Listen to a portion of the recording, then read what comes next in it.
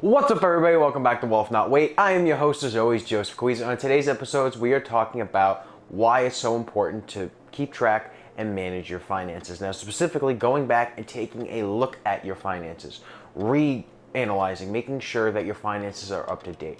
So a good point of it is it's like a state of the union, but for your finances. Just seeing where everything's at, seeing what's going on. You're able to look and actually know moment to moment in time what your finances are doing. So of course you want to have it set up so that you don't have to continually just constantly make it move.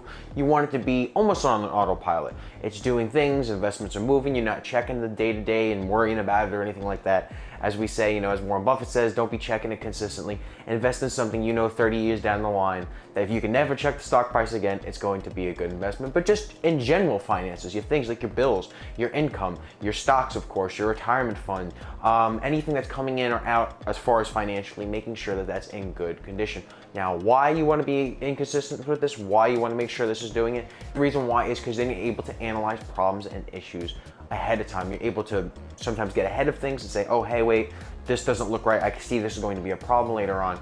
Or if a problem occurs, you're able to get to it quicker and fast. Things like reoccurring payments especially is something that can commonly have a problem with this. If you set up reoccurring payments or automatic payments for something that's not a consistent price at a consistent time, say a rent or a mortgage payment where it's going to be, over here in Tampa kind of area, it's gonna be like $1,800 a month. Let's give that a good estimate.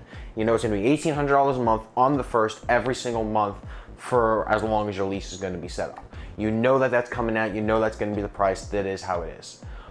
That may be something okay to set up as an automatic payment because you know, one, when it's coming out, and two, how much it's gonna be. But if it's something that has a variable schedule, like say a subscription service, say Netflix or something like I did the Regal app, for the first couple months, I'd be like, oh fuck, they took $20 out. I wasn't expecting them to do that because it's set up automatically as an automatic payment. There's no real way, I think, to get around that with that service. And you're not sure when it's gonna come out until eventually I learned, okay, it comes out on this date.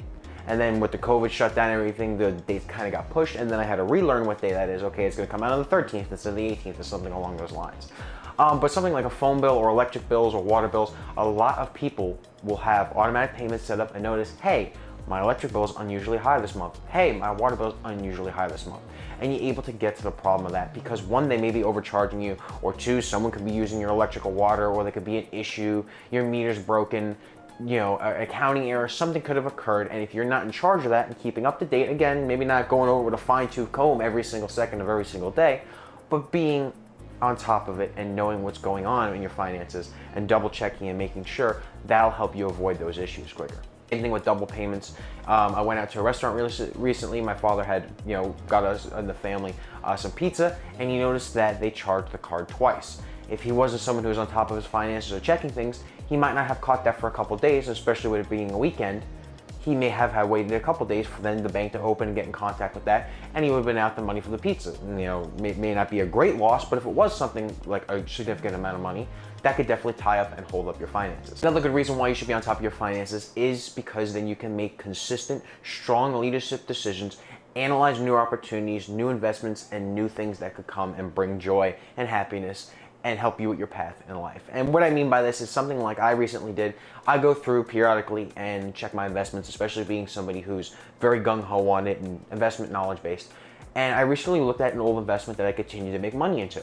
And this was supposed to be a retirement type investment. I made, contributions to it for a couple years now.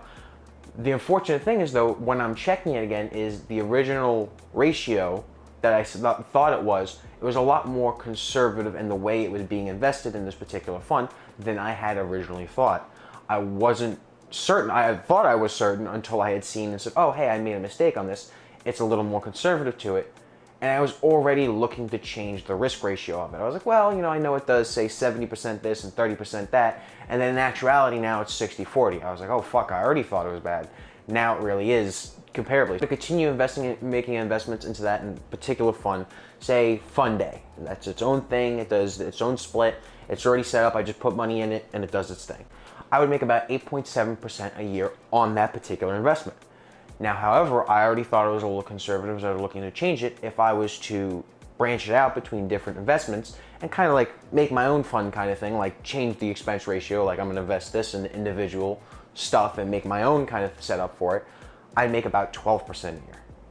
So for someone who's a long-term investor like myself and a value investor and who's able to see strong, consistent returns with the way I invest, especially now seeing how things handle in COVID, in a bear market, in a possible recession, I understand what I'm going to get into as far as the worst and volatility, so I'm okay with that. My risk tolerance is okay with that.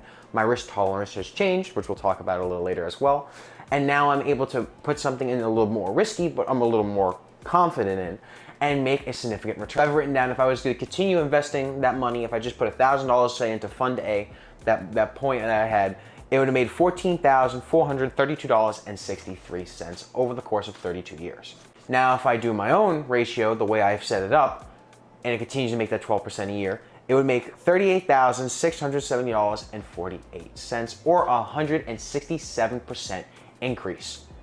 That's a lot of fucking money, especially considering when that's only $1,000. Say if you continue investing, like I say, and building into it, and you have more than $1,000 with your continual investments, it can equal out to hundreds of thousands, or if the fund I originally selected, Fund A, doesn't do well, and the new thing I set up does really well, millions of dollars over the span of 32 years. It can literally be the difference between $1 million just making that investment into that versus making an investment into this.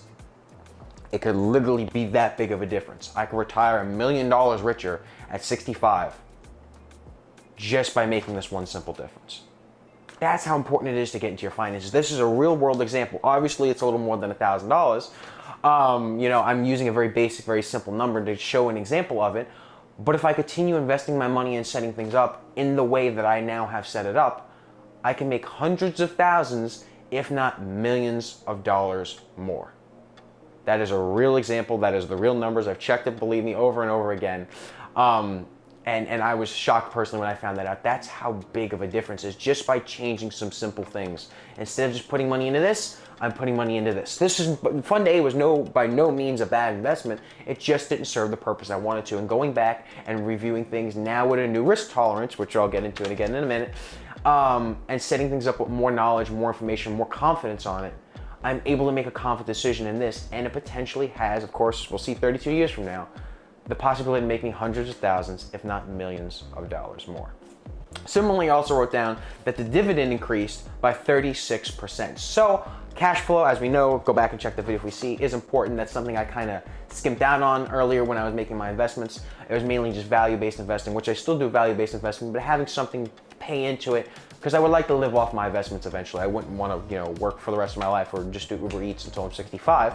I would like to have something paying for a large portion, if not all of my expenses, and then not touch the principal of it. Make the money off the interest and the dividends and live off that, and let the principal grow and build, and then make more money off the interest. And as you see, this is a big cycle that would grow and eventually make, hopefully a lot of money. So using that $1,000 example, if it was just in Fund A, it would make $18 a year versus now $24.66 a year in my own little Fund B creation thing that I have set up. Similarly, based on the investments I have picked in the Fund B, it would then pay out more consistently. There's some monthly payouts with some of the investments in it. There's some quarterly and then of course yearly payouts. But I'd get some more money consistently, track the returns over it, and more accurately than just getting a smaller payout at the end of the year.